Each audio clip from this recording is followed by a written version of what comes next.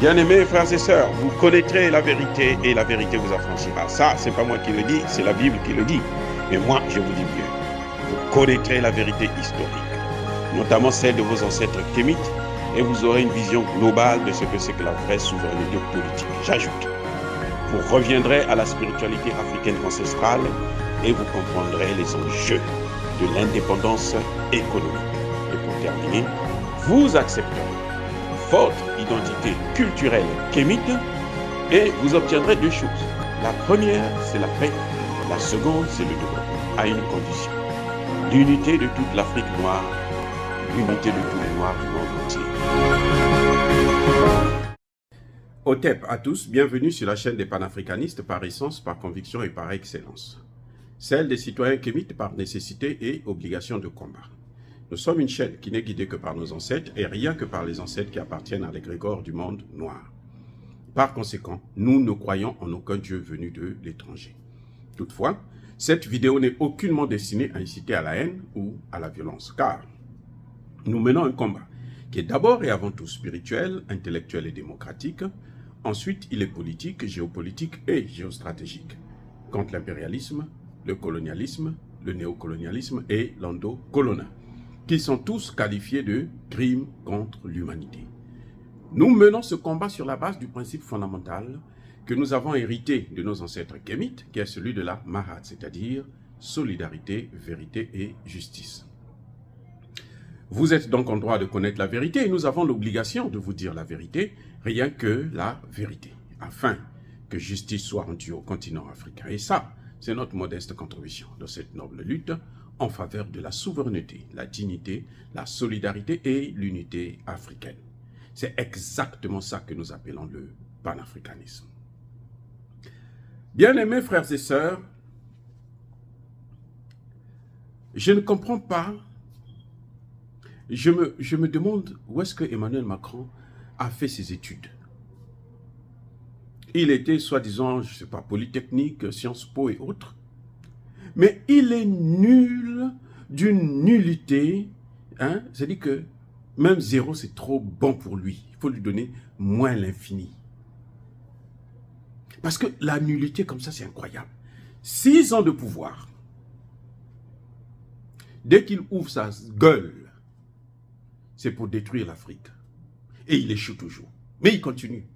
Comme un mouton qui va dans le mur en sifflant.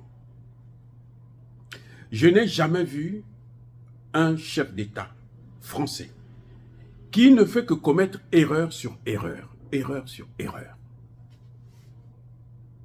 C'est-à-dire que ce type-là, je ne suis pas sûr que c'est lui qui dirige. Il y a d'autres gens qui dirigent et puis bon, on le pousse à l'erreur.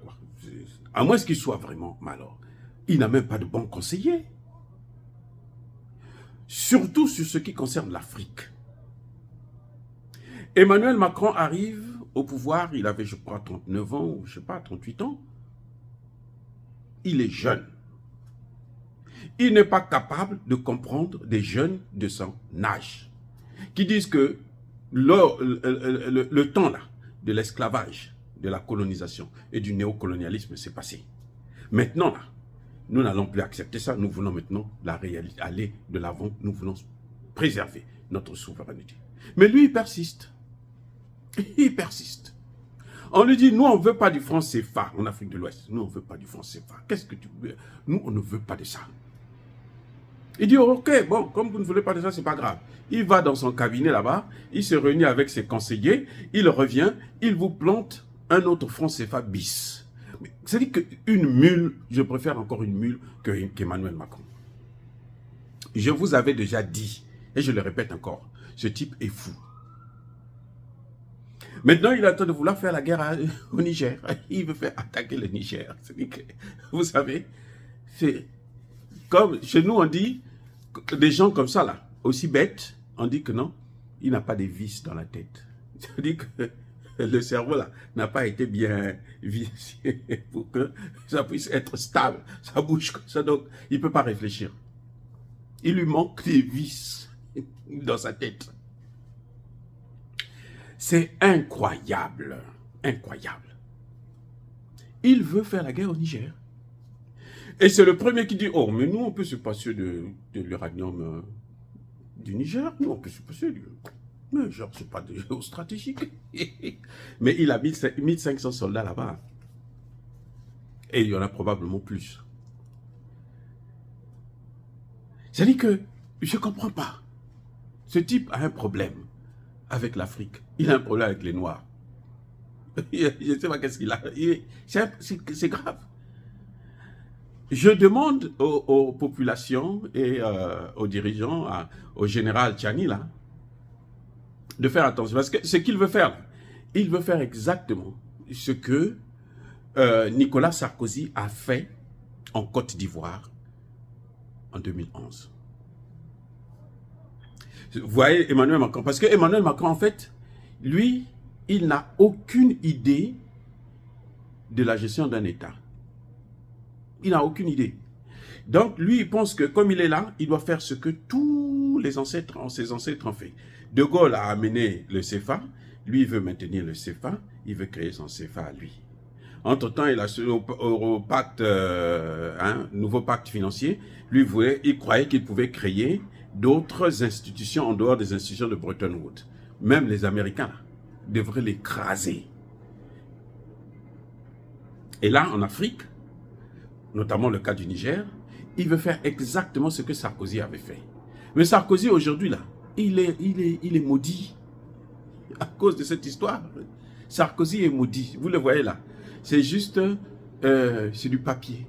Vous avez entendu Sarkozy, vous n'avez pas entendu Sarkozy déclarer que non, nous en Europe, là, on est des barbares. C'est pas en Afrique. C'est nous, Européens, nous sommes des barbares. Sarkozy qui l'a déclaré, c'est pas moi, Sarkozy. Mais lui, il veut quand même faire ce que Sarkozy a fait. Il veut faire ce que Chirac a fait. C'est-à-dire qu'il ne faut pas être surpris d'apprendre que non, on a tué 3 Français. Et puis bon, lui, il envoie ses militaires pour aller faire la guerre. Et lui, sa seule force, c'est que il a la CEDEAO, c'est-à-dire que les dirigeants, là, comme Alassane Ouattara, les autres clowns qui sont là, c'est-à-dire que, comme disait le président Traoré, tire par la ficelle, allez, il commence à danser dans tous les sens. C'est incroyable. Mais j'ai jamais vu des gens aussi bêtes. En Europe, là. Mais non. Nous, on croyait que les Blancs, là, qui nous ont colonisés, ils ont pris en esclave, mais ils sont des cracks. Mais non, si vous voyez Sarkozy, là, ce n'est que la peau blanche qu'il a, mais dedans, là, il n'y a rien. En fait, ils ne sont rien. Ce sont des êtres humains comme tout autre. C'est parce que, bon, ils ont pris une petite avance et tout, et puis bon. Et puis, eux, ils travaillent sur le mensonge. Emmanuel Macron veut reprendre le scénario de Gbagbo, où il attaque le palais présidentiel, et puis ils prennent Gbagbo, ils amènent à La Haye. Voilà ce qu'ils veulent faire de ces généraux. Ils pensent que chaque jour, là, c'est dimanche. Vous savez, là, maintenant, là, Emmanuel Macron, s'il était fort, on allait le voir en Ukraine. Il a envoyé les... Comment ils appelaient ça? Les Français appellent ça scalp. C'est soi-disant des missiles à longue portée, 250 km à peine. L'Iran, là, les missiles iraniens, là, c'est 1000 km. Ah, j'ai dit, hein, les missiles iraniens, là, c'est 1000 km. Alors que les missiles américains, le maximum, c'est 300 km. L'Iran est 1000 km. Vous voyez? Donc, Emmanuel Macron, il est perdu. Vous savez quoi? Là, s'il attaque le Niger, il déclare la guerre contre l'Afrique. Et vous allez voir ce qui va se passer. Je ne comprends pas. Parce qu'en fait, Emmanuel Macron, il est venu là pour éloigner la France de l'Afrique. Tant mieux, parce que nous, on ne gagne rien dans cette relation. Les Français gagnent quelque chose. Parce que c'est pour ça d'ailleurs que vous voyez les panafricanistes les plus modérés. Ils vous disent que non, nous on n'a pas de problème avec les Français, nous on a des problèmes avec la question. Non, mais en fait, on a des problèmes là, avec les Français. Parce que ceux qui tirent des profits de la situation, là, ce sont les Français. ils prennent chez nous pour nourrir les Français, pour mettre les Français à l'aise. Donc c'est aux Français de dire que nous ne pouvons pas consommer le produit qui dérive du sang des pauvres Africains. Mais tant qu'ils ne le font pas, pour nous, eux aussi, ils sont les complices. Et ce sont nos bourreaux. Je vais vous raconter une histoire. Victor Hugo écrit un livre. Il organise la signature. Dans le livre, il montre la photo des bras coupés des Congolais par Léopold II. Quand les populations viennent, les Blancs là viennent et regardent, ils disent « Oh !» Il dit « Mais c'est pas sérieux ce que vous faites. Ça c'est pas bien, oh non, mais c'est pas... » Vous savez quelle a été la réponse de Victor Hugo? Il leur dit « C'est à cause de ça là, parce que nous on leur coupe les mains là, que vous avez le sucre. Si vous mangez là, c'est parce que nous on les torture, on les tue. C'est pour ça qu'on vous nourrit. » Qu'est-ce qui s'est passé? Les gens ne se sont pas révoltés. Hein. Ils ont dit, oh, ah bon, oh d'accord, donc continuez. Donc dire que faire une différence, une distinction entre les populations de l'OTAN, de l'Occident, parce qu'on n'a pas de problème avec les Blancs de l'Est, hein, notamment les Russes, on n'a pas de problème avec eux. Ils ne nous ont jamais colonisés. Ils ne nous ont jamais pris en esclavage. Ils n'ont pas participé au néocolonialisme. Au contraire, ils étaient de notre côté pour lutter, pour que nous puissions avoir notre souveraineté totale. Et c'est ce qu'ils font jusqu'aujourd'hui. C'est pour ça que vous voyez que les populations là en Afrique, là, la moindre situation, ils brandissent le drapeau. Les gens achètent le drapeau russe là, ça marche. Les gens achètent ça dans les maisons là, ils attendent seulement l'occasion, ils brandissent ça.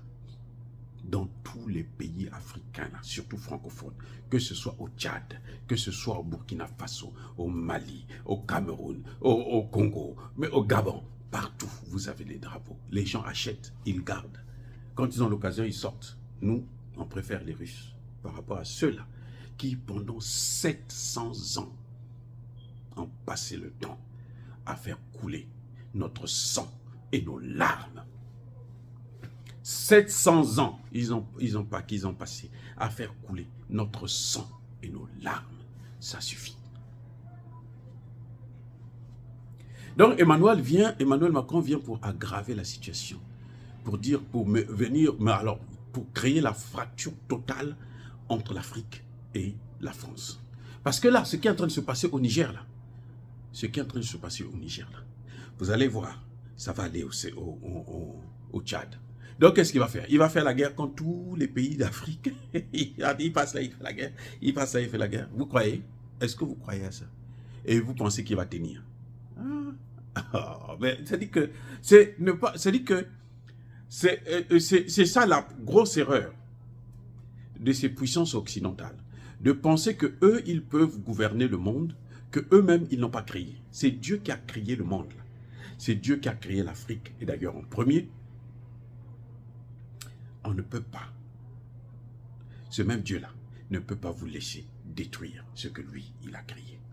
Dire cela, c'est inciter à la haine ou à la violence, non. Encore une fois, bien-aimés frères et sœurs, je persiste et je signe. Soyez bénis, abondamment bénis par le Dieu des Kémites et par nos ancêtres angélisés. Mais que tous ceux qui persécutent le continent africain, le pillent et le déstabilisent, qu'ils soient noirs, blancs, chinois, arabes, indiens, qu'ils soient punis, maudits, foudroyés, neutralisés, écrasés, effacés par ce Dieu des Kémites et par nos ancêtres angélisés. Vive l'Afrique éternelle, j'ai dit et j'assure.